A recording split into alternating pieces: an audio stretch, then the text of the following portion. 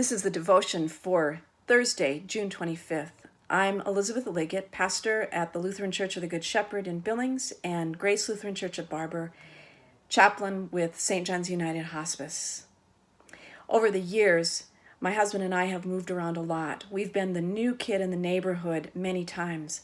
I've noticed something, that myth that the neighbors will come over and welcome you and greet you and be very kind to you, maybe bring cookies or a meal, is a myth. Mostly neighbors are too busy, too preoccupied to even notice that somebody moved in, much less come by and greet them and prepare something. That used to make me really sad and mad and irritated. I wanted the neighbors to welcome us, and nobody would. It finally occurred to me that perhaps if I wanted to know my neighbors, I should take the initiative, even though I was the new kid on the block. That would be okay to do. Our last move was at Thanksgiving time. Over the winter, neighbors are hiding in their homes, so you don't meet very many people. But now it's summer, people are outdoors, and because of COVID-19, any gathering that you do should be outdoors for the sake of safety. My husband and I planned a little gathering in our yard, and I went around with invitations to the neighbors on the street. One of the people was so glad to get my invitation and excited and said, "This is nice of you. Nobody's ever done this before. It's kind of a cliquey neighborhood." Well, she's been here for 15 years. So in 15 years, she had many opportunities to be the neighbor gathering and greeting others, but she never did. Instead, she passively and powerlessly complained about nobody else doing so. I don't want to be too hard on her because I understand that very well.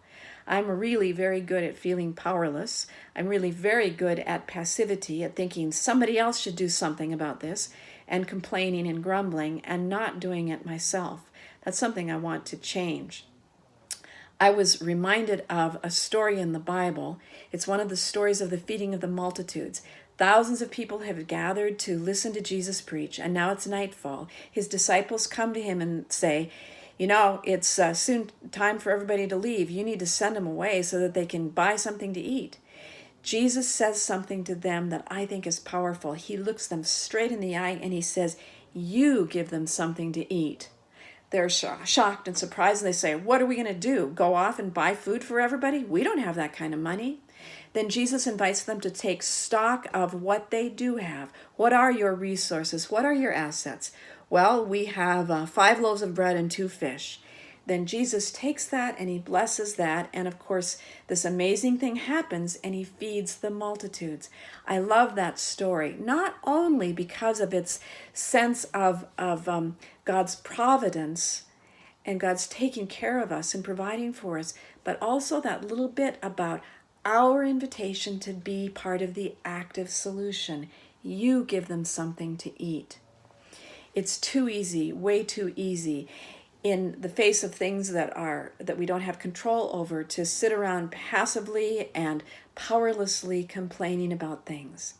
Instead, I invite you to take stock of the assets that you have.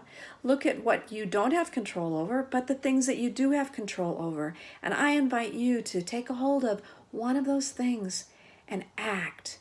Instead of being powerless, turn that passivity into agency and activity for the sake of the goal that you want. Amazing things can happen, even the feeding of the multitudes.